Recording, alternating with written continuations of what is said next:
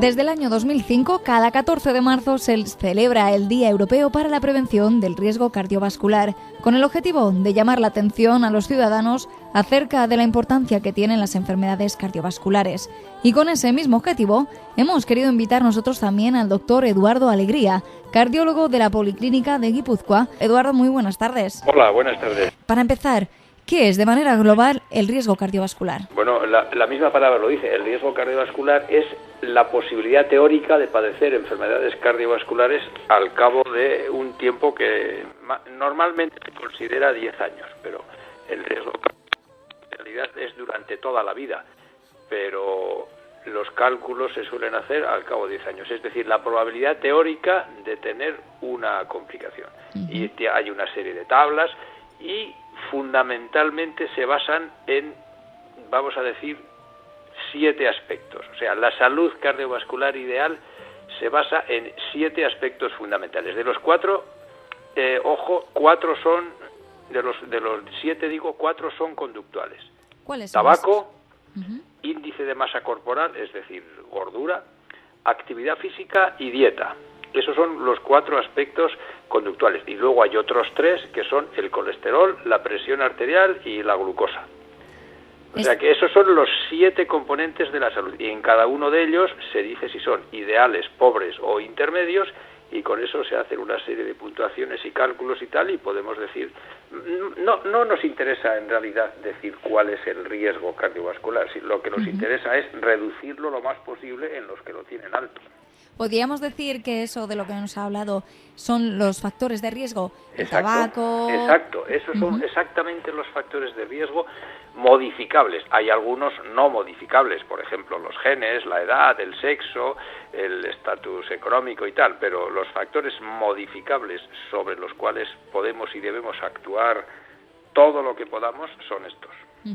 Y es cierto que algunas enfermedades, como por ejemplo la enfermedad renal crónica, que nada tiene que ver con esos factores de riesgo de los que hemos hablado, también pueden afectar a nuestro corazón. No es exactamente así. Quiere decir que la enfermedad renal crónica ya es una enfermedad cardiovascular en sí misma y por lo tanto no es que forme parte del riesgo, sino que ya forma parte del mismo conjunto de enfermedades. Nosotros queremos actuar mucho antes. Otra cosa distinta es que las personas que tienen enfermedad renal crónica por otras razones también pueden tener más enfermedad cardiovascular, lógicamente, pero lo básico es que muchas otras enfermedades están relacionadas directamente con la enfermedad cardiovascular, o bien porque son una modalidad de la misma, o bien porque comparten factores de riesgo. Por ejemplo, en el caso de la enfermedad renal, la diabetes, que es la causa principal de enfermedad renal hoy en día, y la hipertensión, la segunda, que también afecta al corazón. Es decir, que están íntimamente relacionadas estas enfermedades. No es que sean un factor de riesgo. Los factores de riesgo vienen mucho antes. Después de hablar de estos factores de riesgo, nos decía usted que vienen mucho antes, pero ¿a partir de qué edad es cuando nos tenemos que empezar a cuidar seriamente o a poner más atención al riesgo cardiovascular? Seriamente nos tenemos que cuidar siempre. Desde que elegimos a nuestra mamá. Pero bueno, ahora mismo estamos, quiero decir, los que nos dedicamos a esto, estamos preocupadísimos con la epidemia de obesidad en los niños y adolescentes.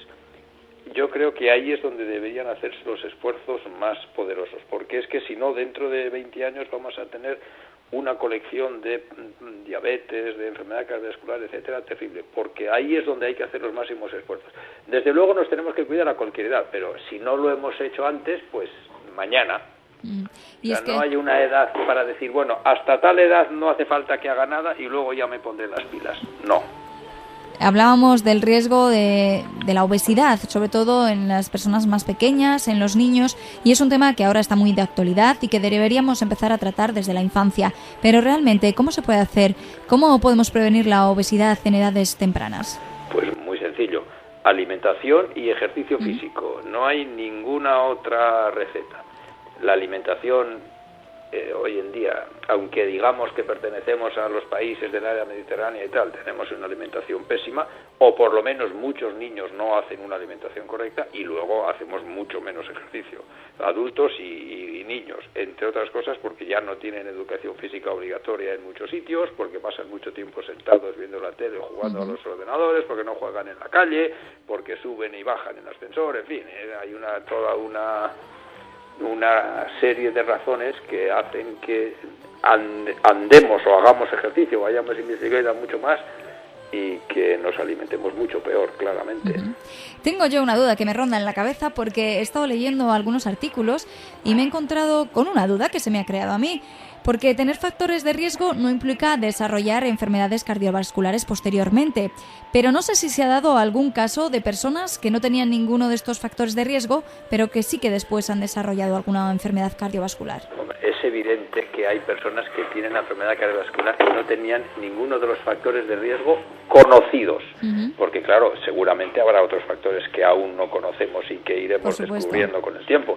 Pero bueno, en cualquier caso, como esos son una minoría y como la mayoría, es decir, los que tienen factores de riesgo tienen más posibilidades, no quiere decir que obligatoriamente desarrollarán la enfermedad, pero tienen muchas más posibilidades. Si yo quiero que me toque la lotería, procuraré comprar muchos números. Es menos probable que me toque si solo compro un número, pero bueno, también me puede tocar, pero lo normal es que cuantos más números tenga uno en una rifa, pues más fácil es que le toque el premio gordo, ¿no? Cuando aparecen las enfermedades cardiovasculares, ¿cuáles suelen ser los tratamientos? Eso se escapa de la prevención. Puedo hablar perfectamente de eso, naturalmente, que me encanta hablar con usted y con los que nos estén escuchando, pero una cosa es la prevención y otra cosa es el tratamiento. Nosotros los médicos, por desgracia, estamos acostumbrados a tratar y nos cuesta más aceptar lo de la prevención. Los tratamientos preventivos fundamentalmente son los que hacen reducir la incidencia de esos factores de riesgo que hemos dicho antes, colesterol, presión arterial y glucemia. Es decir, los que bajan el azúcar en las personas diabéticas, los que bajan la presión arterial en las personas que tienen tensión alta y los que bajan el colesterol en los que lo merecen. Estos son los tratamientos preventivos. Luego, por supuesto, hay otros muchos tratamientos para las propias enfermedades, revascularizaciones, cirugías, angioplastias, beta-bloqueantes, antiagregantes, aspirina, anticoagulantes. Hay muchos tratamientos de la enfermedad cuando ya aparece. Y también hay muchos tratamientos farmacológicos preventivos, pero que no se utilizan habitualmente en la prevención primaria, que se llama, es decir, en la del que no tiene nada, sino en la prevención de alto riesgo solamente.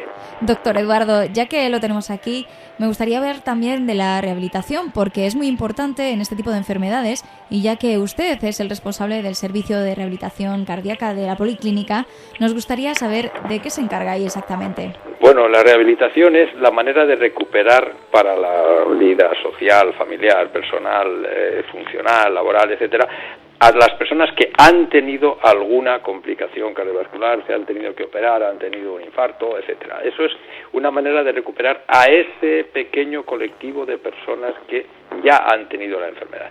Se hace fundamentalmente mediante un entrenamiento físico, gobernado, regulado, calculado en función de las características previas, progresivo, etcétera. También tiene una serie de connotaciones dietéticas, control de los factores de riesgo, incluso psicólogo para las personas que lo necesitan, etcétera. Pero eso es recuperar a la normalidad las consecuencias de una enfermedad o de un tratamiento. Y mañana celebraremos el Día Europeo para la Prevención del Riesgo Cardiovascular, y teniéndolo aquí, pues me gustaría preguntarle cuáles son los consejos que un profesional como usted daría a nuestros oyentes para prevenir el riesgo cardiovascular. Pues los cuatro fundamentales que he dicho antes. Llevar una dieta correcta, y dieta correcta quiere decir evitar las comidas que tienen, los alimentos que son claramente perjudiciales, las grasas trans. Por cierto, he leído hace poco que Eroski ha eliminado las grasas trans de sus productos. Esto me pareció una iniciativa estupenda. Lo primero, la dieta. Lo segundo, actividad física. Hay que aumentar la actividad física, se haga la que se haga. Los que hacen ya muchísima, pero la mayoría de la gente se cree que hace actividad física porque va 2 veces a hacer pilates o porque anda media horita, y todos podemos aumentar la actividad física que hacemos. Lo tercero, controlar el peso, es decir, cuando nos sobra peso tenemos que hacer todo lo posible por perderlo y estar alrededor de 27, lo ideal es 25, ¿verdad?, kilogramos por metro cuadrado de índice de masa corporal, que se calcula dividiendo el peso por el cuadrado de la estatura. Y luego, no fumar. Bueno, lo primero sería no fumar, pero por orden, no fumar, mantener el peso. No, por orden. Primero, no fumar. Segundo, actividad física. Tercero, dieta. Y cuarto, mantener el peso. Bueno, pues con esos consejos nos quedamos y muchísimas gracias por habernos atendido en este día tan especial, Eduardo. Ha sido un auténtico placer y además gracias porque este tipo de mensajes es lo que tenemos que hacer, aparte de atender a los pacientes que vemos uno a uno, hacer todo lo posible porque a nivel de la población las cosas se hagan bien. Muchas gracias. Muchísimas gracias a usted. Hasta luego.